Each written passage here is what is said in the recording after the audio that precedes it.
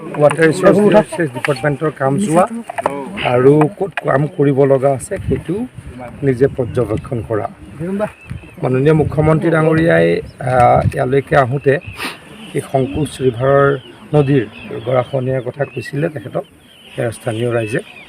মোক ইয়ালৈকে আহিবলৈ কৈছিলে বিশেষ অসুবিধাৰ কাৰণে বহুদিন আহিব পৰা নাছিলোঁ। প্ৰমোদ বড়ো ডাঙৰীয়াই প্ৰায় মোক কয় ইয়ালৈকে আহিবলৈ।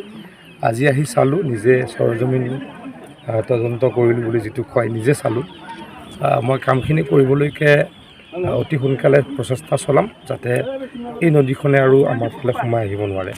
এইটো হৈছে বৰ্ডাৰ, গতিকে এইফালে যদি সোমাই আহে মানে অসমৰ মাটি কমি কমি গৈ থকা, গতিকে সেইটো হ'ব দিব নোৱাৰি। অতি সোনকালে মানে নেক্সট ৱৰ্কিং ছিজনত ইয়াৰ গৰাখহনীয়া প্ৰতিৰোধৰ কাম আৰম্ভ কৰিম। ক'লোঁ ইতিমধ্যে আপুনি নুশুনিলে নেকি? অহা ৱৰ্কিং ছিজনত কৰিম বুলি ক'লোঁ। যদি মই কৈছোঁ হ'ব, যিদাক দুখ দি লাভ নাই। তেওঁ ডিপাৰ্টমেণ্টৰ মন্ত্ৰী নহয়, মই ডিপাৰ্টমেণ্টৰ মন্ত্ৰী, গতিকে কামটো কৰিম বুলি ইতিমধ্যে। ভূপেন বৰা ডাঙৰীয়াই ৰিয়েলিটিত নাই। আপোনালোকক লাগে নেকি? নটা ইলেকশ্যনত একেবাৰে হাৰি, একেৰাহে 9টা ইলেকশ্যনত হাৰি 9টা ছিটত লোকসভাত জিকিব। আপোনালোকৰ কিবা ক'ৰবাত অলপ কথাটো লাগে নেকি বাৰু?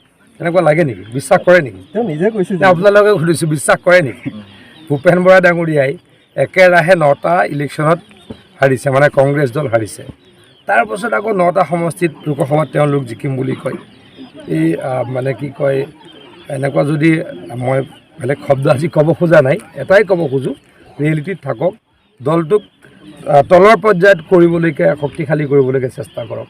আজি ভৱনত বহি কবিতা লিখি উফাইদাং মৰা কথা কৈ অসমৰ ৰাইজক কাষ চাপিব নোৱাৰে, আঁতৰিহে যাব। গতিকে কাষ চাপিবলৈ গাঁৱে গাঁৱে আহি পাৰিলে কাম কৰক। নিৰ্বাচনৰ সময়তে মুখ্যমন্ত্ৰী ডাঙৰীয়াই ঘোষণা কৰিছিলে যে সংকোচ নদীৰ গৰাখহনীয়া বিভিন্ন স্পটত যিটো আছে সেইটো ইৰোশ্যনটো প্ৰটেকশ্যন কৰাৰ কাৰণে, আৰু সেই হিচাপে আজি অসমৰ আমাৰ water resource minister Piyush Hazarika ডাঙৰীয়া ইয়াত উপস্থিত হৈছে।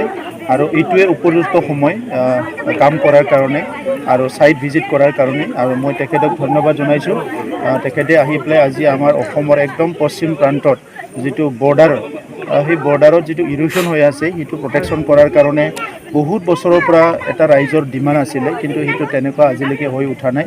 তো মই আশা ৰাখিছোঁ এইটো ভিজিটৰ পিছত সংকোচ নদীৰ যিখিনি গৰাখহনীয়া বছৰি বাৰিষাৰ সময়ত মানুহবিলাক বহুত ভয়কৈ থাকিব লগা হয়, আৰু যোৱা কেইবছৰমানত বানপানীত মানে ইয়াত বাচ্চাৰ মানে পানীত বৈ গৈছে, মৰিছে, বিভিন্ন ঘটনাবিলাক হৈ আছে। তো এইটো এটা পাৰ্মানেণ্ট চলিউশ্যন আমাক লাগে, আৰু সেই পাৰ্মানেণ্ট চলিউশ্যন কৰাৰ কাৰণে আজি মন্ত্ৰী মহোদয়ে এইটো চোৱাৰ পিছত এটা সিদ্ধান্ত হ'ব। আৰু আজি 6টা বজাত এনটায়াৰ আমাৰ বড়োলেণ্ডৰ 5টা ডিষ্ট্ৰিক্টৰ যিখিনি আমাৰ ইৰোশ্যন প্ৰব্লেম আছে সেইটো লৈ পেলাই এটা ৰিভিউ মিটিং হ'ব।